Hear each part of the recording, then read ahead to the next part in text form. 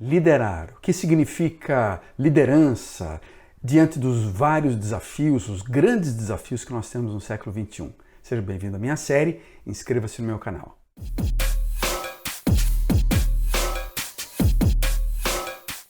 Quando a gente pensa no momento atual, há uma crescente preocupação, uma constante confusão com respeito ao que é liderar, o que significa liderança.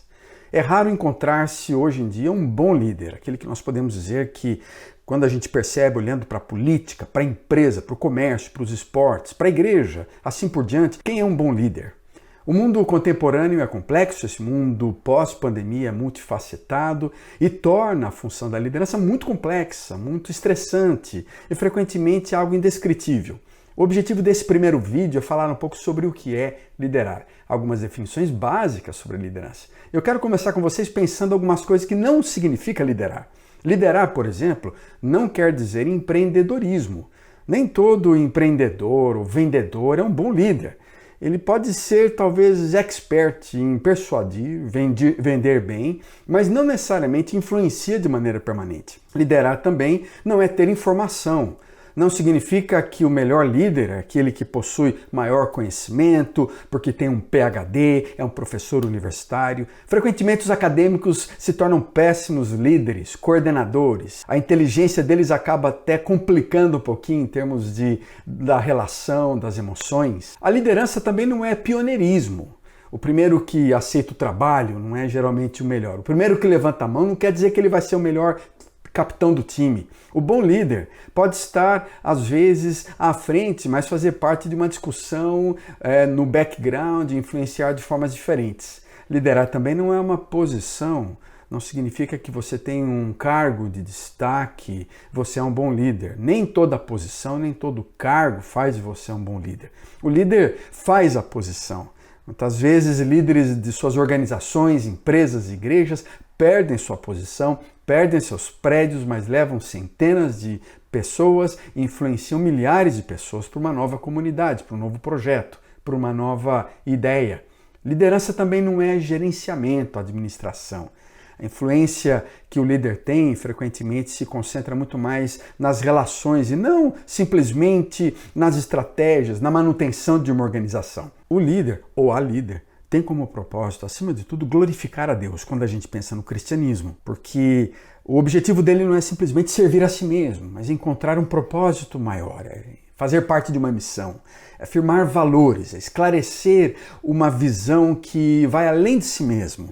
Ele busca excelência, ele busca eficácia, ele é pressionado pela competitividade, ele é pressionado pela produtividade, ele precisa olhar para o futuro com esperança, ele precisa também capacitar, multiplicar, para que muitos outros alcancem o mesmo potencial que ele ou ela tem. Homens e mulheres são responsáveis não apenas pelo presente, mas pelo futuro, eles olham para frente. Eu quero que você reflita comigo alguns conceitos básicos de liderança nessa primeira aula.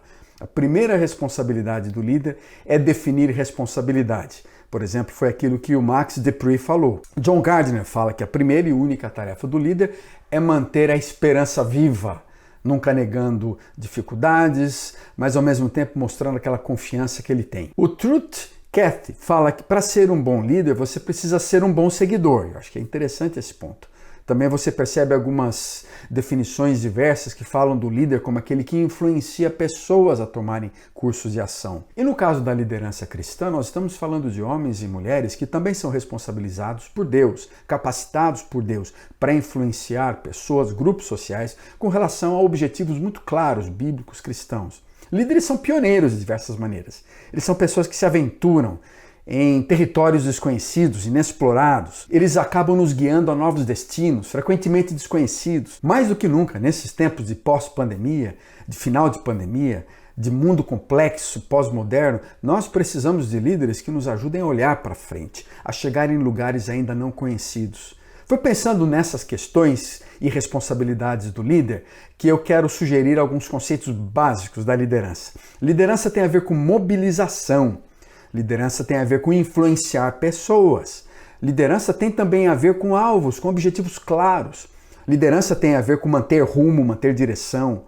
E liderança tem a ver com pessoas dispostas a seguir o líder.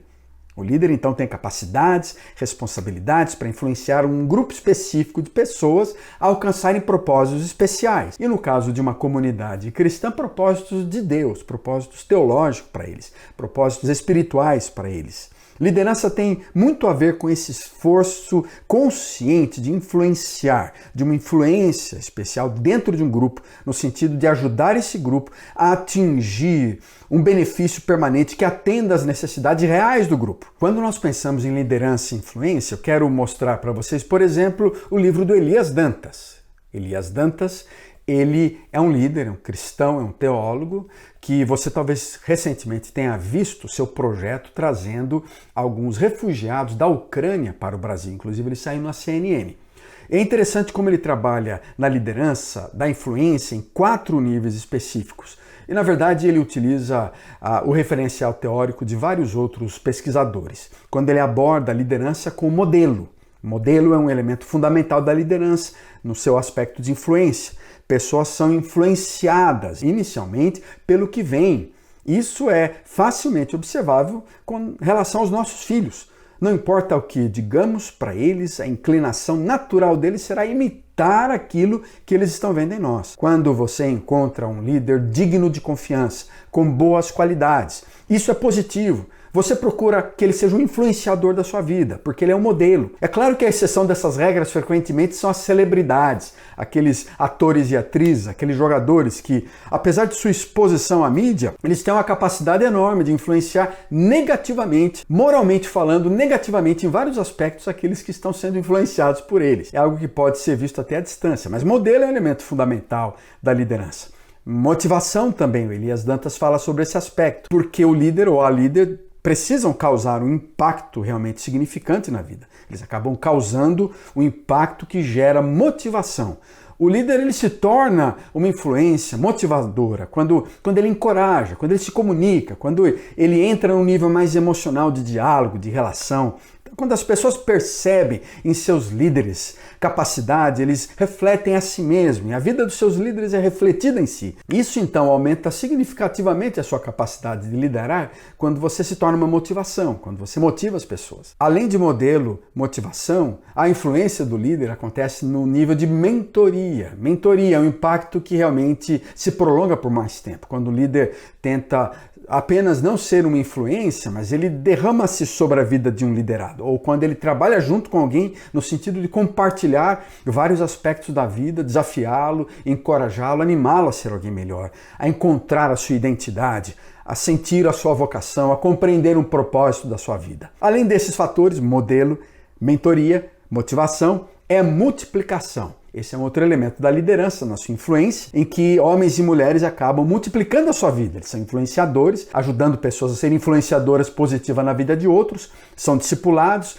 ajudando pessoas a serem discipuladas, que se tornam discipuladores na vida de outros.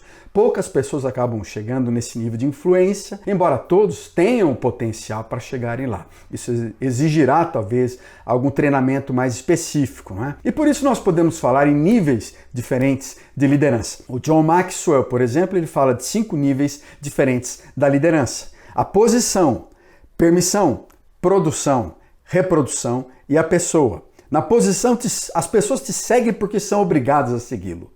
Com permissão, elas se seguem porque querem. Com a produção, elas se seguem pelo que você faz, pela organização, pela igreja. Com a reprodução, elas seguem você pelo que você fez por elas.